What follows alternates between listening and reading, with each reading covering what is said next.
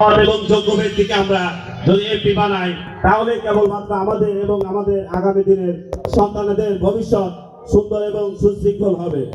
আপনারা সবাই জানেন এখানে যারা উপস্থিত হয়েছেন আমাদের কেউ মা বোন এবং দাদি নানি এরাই সবাই কিন্তু এখানে উপস্থিত হয়েছেন এবং আমাদের যদিও বড় ভাই ছোট ভাই সকল মুরব্বীরা এখানে উপস্থিত হয়েছেন।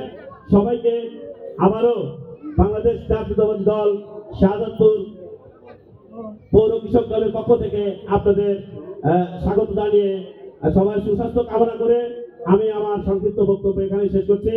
বাংলাদেশ জিন্দাবাদ, শহীদ জিয়াউর হক, দেশনেত্রী বেগম খালেদা জিয়া জিন্দাবাদ, তারুণের অহংকার তারেক রহমান জিন্দাবাদ জিন্দাবাদ, মহিত ভাই জিন্দাবাদ। ধন্যবাদ বাবুকে। যাই হোক, শাহজাদপুর পৌর শাখা 7 নম্বর ওয়ার্ড বিএনপি আয়োজিত আজকে কিন্তু বিএনপি আয়োজন করেছে। প্রিয় ভাইয়েরা আমার, অনেকদিন পরে আমরা এই 7 নম্বর ওয়ার্ড বিএনপির আয়োজনে আজকে এত বড় যে একটি সমাবেশ করেছি সরকারি দিন।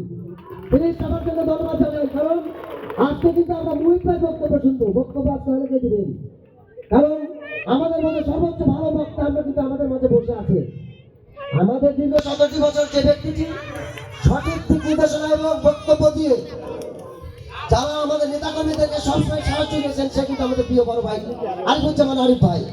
আমাদের মাঝে যে ব্যক্তিটি উপস্থিত হয়েছেন দীর্ঘদিন আন্দোলন সংগ্রাম করার পরে এই সরকারের নির্যাতনের পরেও যে ব্যক্তিটি সামনে থেকে নেতৃত্ব দিয়েছেন, 5ই জুলাইয়ের আগে যে ব্যক্তিটি আমাদেরকে দিয়ে নেতৃত্ব দিয়েছেন সে কিন্তু আমাদের প্রিয় বড় ভাই হাজী আয়েব আলী কিন্তু আমাদের মাঝে বসে আছেন।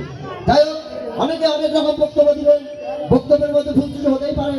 বক্তব্য ক্ষমা সুন্দর দৃষ্টিতে দেখে আজকে আমরা যার বক্তব্য অধীর আগ্রহ নিয়ে বসে আছি, যার বক্তব্যের ফুলঝুরি বাংলাদেশ নয় শুধু শাহজাদপুর নয়, আমার